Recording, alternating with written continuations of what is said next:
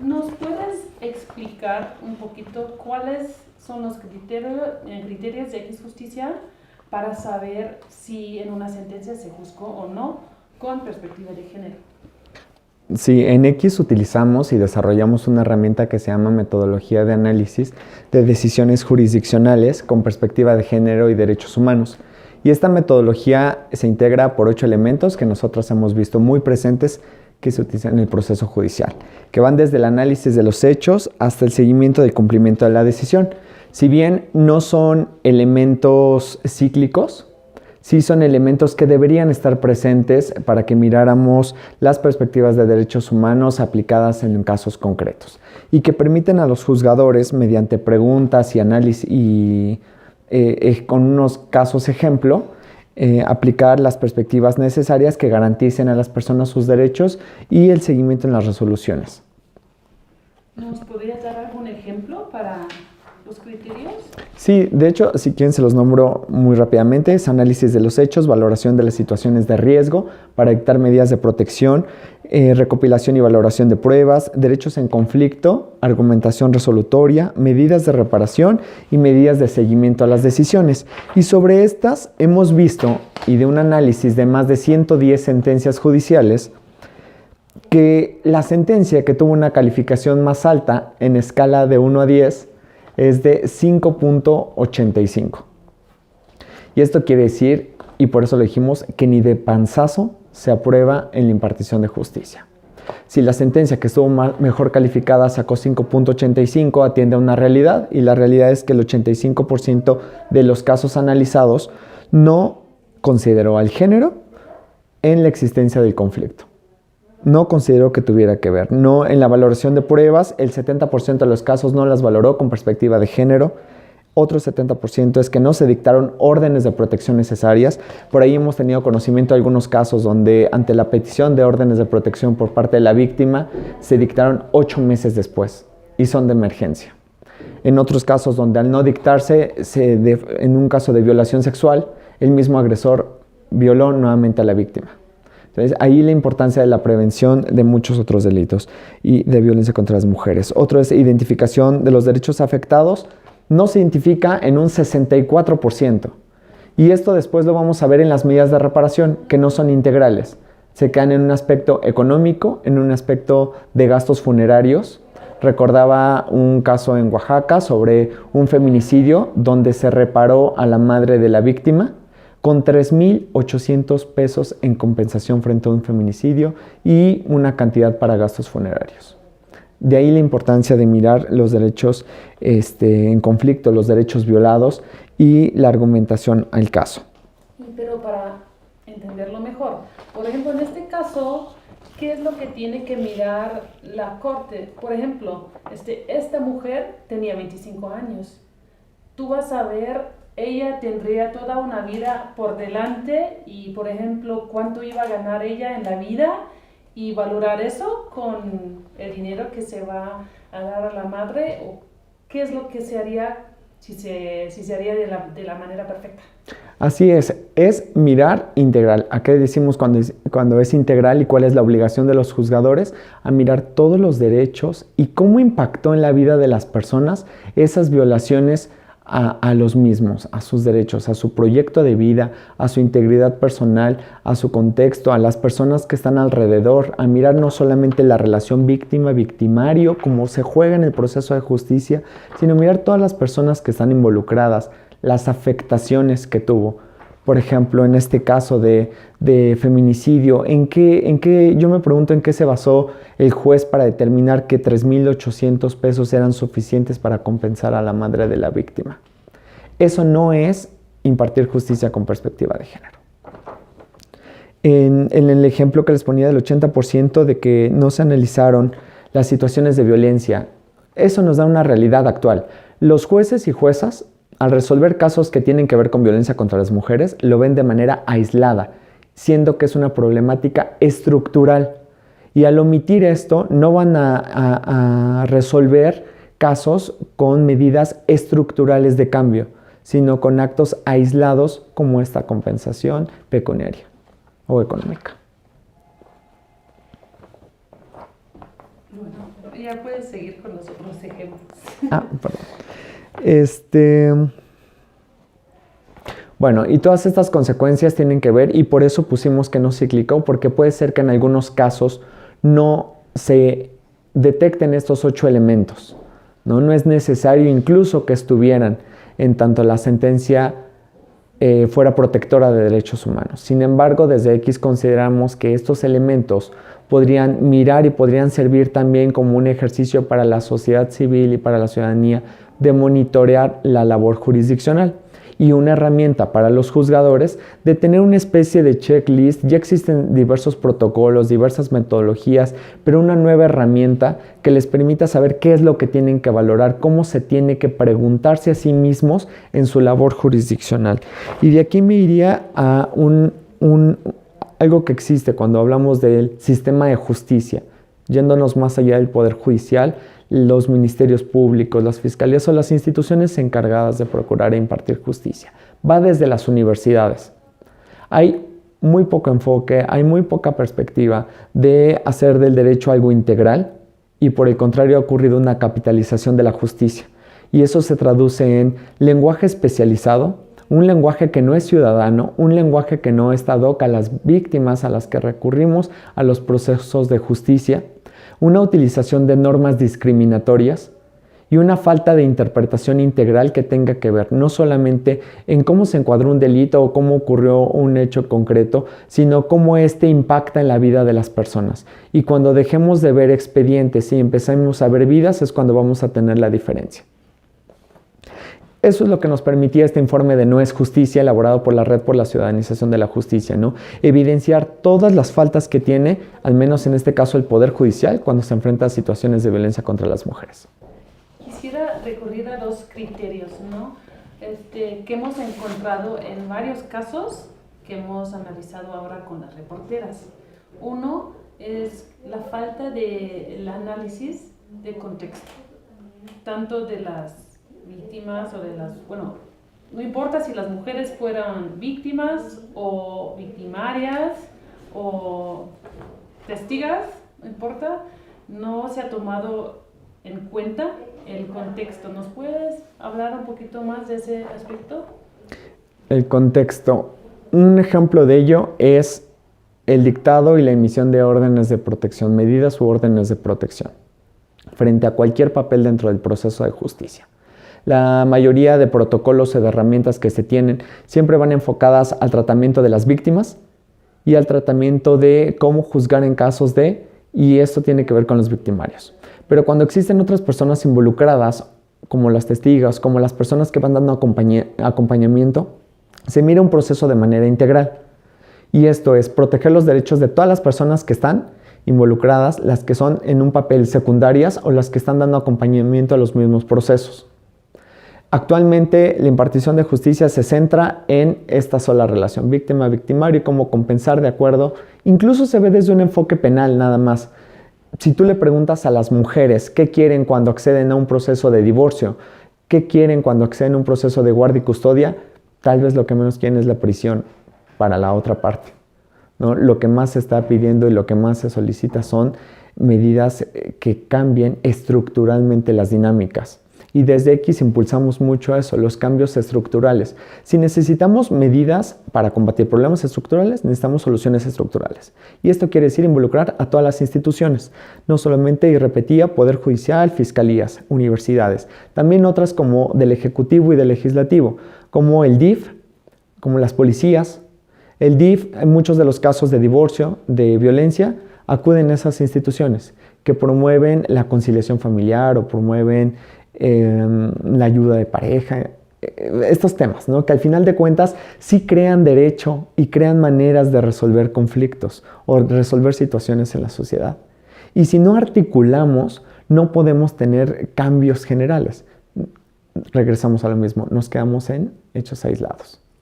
Y otro punto que quería preguntar también tiene que ver con esa articulación y de ver el asunto de manera integral, es la reparación de daño, porque hemos visto que en la mayoría de los casos ningún juez o jueza ni siquiera consideró una reparación del daño. ¿Qué tan importante es? ¿qué tan importante es la reparación del daño? En el resultado que teníamos nosotras, en el 86% de los casos no se emitieron medidas de reparación frente a situaciones de discriminación y de violencia. Esto nos permite un panorama de cómo se está impartiendo justicia en México. Y si a esto le sumamos que 70% de esos casos no tuvieron medidas de seguimiento a la sentencia, no solamente hablamos de dos momentos en el que cómo se resolvió y cuántos de ese 15% se pudieron monitorear. Y es que esa es la forma tradicional de impartir justicia en México. Es la forma en la que se traduce también en la capacitación judicial. ¿Cuánto se toca a los jueces de ejecución de sentencias? Hablando de un sistema penal, pero en un sistema ordinario, ¿qué pasa con las resoluciones y cuántas de ellas se cumplen? El lenguaje discriminatorio que ellas poseen y las medidas de reparación que pensamos desde una perspectiva no de derechos humanos, que es como se dictan actualmente, ¿no? Es decir, al no ser integrales, ni se mira el proyecto de vida, ni se mira a las personas alrededor y solamente nos quedamos en aspectos económicos o en una reparación que incluso cuando es de daño moral, como se nombra en las sentencias, también es un aspecto económico. Y se costea la vida de las personas y los daños a su integridad en dinero o una recuperación económica. Ustedes en el estudio también han mirado las medidas que toma el Estado para mejorar las sentencias o la impartición de justicia. ¿Cómo valoran los esfuerzos? Mira, me gustaría compartirles, hay cambios a nivel individual. Nosotras hemos visto cambios individuales, hablo de jueces y juezas que aplican cambios al interior de sus propios juzgados y tribunales, como darse mayor capacitación de manera propia, quitar algunas palabras de sus sentencias para emitirlas con un lenguaje ciudadano más entendibles, de generar otros insumos para comunicar lo que están haciendo, por ejemplo, infografías, videos, interacción con la ciudadanía a través de redes sociales. Sin embargo, estas medidas no han escalado a algo estructural. Es decir, los tribunales, las instituciones no lo están haciendo y no está ocurriendo así de manera general. Hay otros que sí está pasando. Por ejemplo, hay unos modelos de acompañamiento con tribunales de justicia que integran mesas de diálogo con sociedad civil. Hay un mal entendimiento también sobre cómo tienen que ser el diálogo entre las instituciones de justicia, como el Poder Judicial, con la ciudadanía en general. Tiene que ser de doble vía. Tiene que ser de escucha, tienen que integrar a la ciudadanía todo el tiempo, a las organizaciones de sociedad civil que acompañan a las personas justiciables para entender cuáles son los cambios que requiere el Poder Judicial y toda la estructura del sistema de justicia para ofrecer una mejor justicia o una justicia real. Y parte de los esfuerzos que se podrían hacer también sería la transparencia, ¿no? Ustedes sacaron otro informe este año que tiene que ver con la transparencia de las sentencias. ¿Nos podrías hablar un poquito más de este informe? Sí, otro informe que refleja las sentencias discriminatorias que han llegado con X son de casos que se han hecho mediáticos o de un análisis a través de solicitudes de acceso a la información que nos permite mirar sentencias discriminatorias, sentencias que normalizan la violencia, sentencias que se resuelven bajo estereotipos.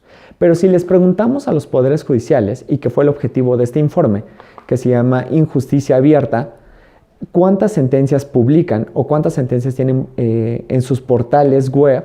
Solo uno nos respondió que publicaba todas sus sentencias, uno de 32. Y de ellos no cumple ninguno al 100% sus obligaciones de transparencia. Esto es, la información judicial no es pública. Se refuerza el panorama de opacidad judicial. No podemos saber cómo se está impartiendo justicia en México. Esto abre la puerta a más actos de corrupción, de impunidad. Y claro que si el mensaje de las instituciones de justicia es el de respaldar la opacidad, el de respaldar la normalización de la violencia, vamos a tener un efecto donde ocurran más contra las mujeres. Este informe, además de reflejar que solamente un poder judicial publica todas sus sentencias, nos permitió ver que ninguno tenía mecanismos de participación ciudadana, justo hablando de que tiene que ser de doble vía, ninguno lo tiene. Ninguno tiene políticas de transparencia proactiva. Si la información que puede ser de interés para la sociedad en particular, pues no se toma en cuenta y por tanto no es publicada de manera proactiva por parte de la institución y que ninguno tenía presupuesto asignado para las unidades de transparencia. Me parece que solo la mitad, pero de ellos ninguno presupuesto específico para publicación de sentencias. Entonces, para resumir, ¿cuáles son los pasos que podemos ver resultados a mediano plazo, no algo muy lejos allá en el futuro, que ustedes opinan que realmente, si hay voluntad, podrían ser eficientes? Lo primero que hay que hacer es este diálogo o articulación interinstitucional donde participe sociedad civil, donde abra la ciudadanía por parte de las instituciones. En este caso pondría Poder Judicial, todas las que están involucradas en los procesos de justicia. Poder Judicial ya lo está haciendo, está abriendo mesas de diálogo con sociedad civil para saber qué tiene que cambiar en su estructura que eventualmente se traduzca en mejor impartición de justicia. Tienen que ver vínculo, transparencia en cuanto a la información. El derecho de acceso a la información nos permite acceder a otros derechos. El conocer cómo se está haciendo, cómo se está resolviendo, cómo se imparte justicia en México, involucra también a otros actores. Y ellos también requieren de una capacitación integral, modificar la forma tradicional en la que se imparte justicia, cambiar los estigmas desde las universidades de cómo se enseña el derecho.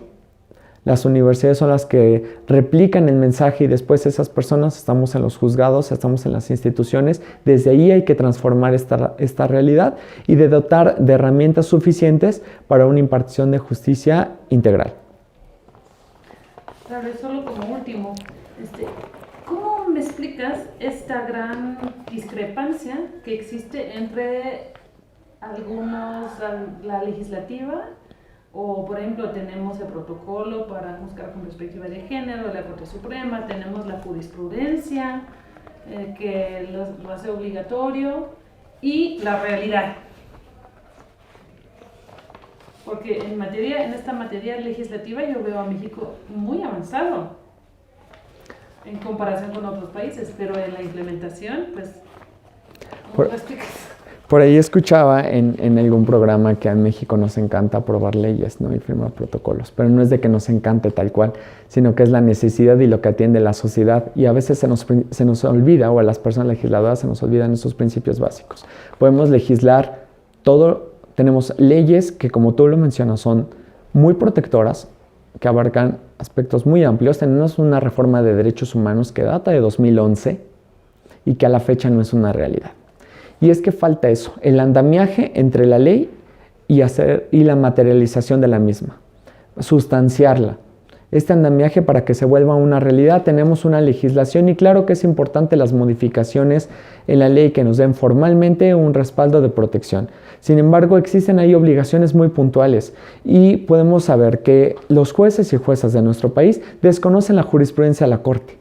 Desconocen los protocolos internacionales y nacionales de promoción, defensa y derechos y protección de derechos humanos. Al preguntarles esto, los jueces es lo que resuelven. Se apegan a la normativa local que no siempre es la más garantista o que a veces tiene prácticas más garantistas que faltan en las leyes generales y esta falta de armonización entre la legislación, las únicas personas víctimas seguimos siendo la ciudadanía. Entonces, a pesar de tener una legislación innovadora y protectora, hace falta este andamiaje para que se vuelva una realidad. Muy bien. ¿Algún aspecto que haya, que te parece muy importante, que no te pregunté?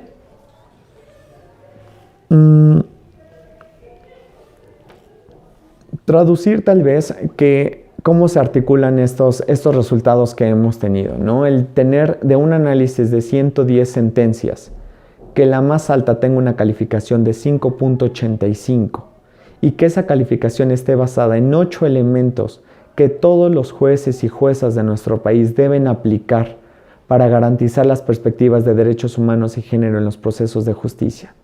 Y tener enfrente un panorama de opacidad judicial donde solamente 1 de 32 publica todas sus sentencias y más de la mitad desconoce cuántas sentencias se está emitiendo, se conjugan y transmiten el mensaje de injusticia. Y ese mensaje de injusticia es el que da tolerancia a la violencia, un mensaje que la valida, un mensaje institucional que la respalda y la oculta. Y cuando logremos desmontar esa estructura de opacidad y de injusticia en México, podremos transformar las instituciones. Y por ello es necesario incorporar los componentes de transparencia, de rendición de cuentas y sobre todo el de participación ciudadana. Integrar diálogo de doble vía y de verdadera escucha y de interacción con sociedad civil y con la ciudadanía en general.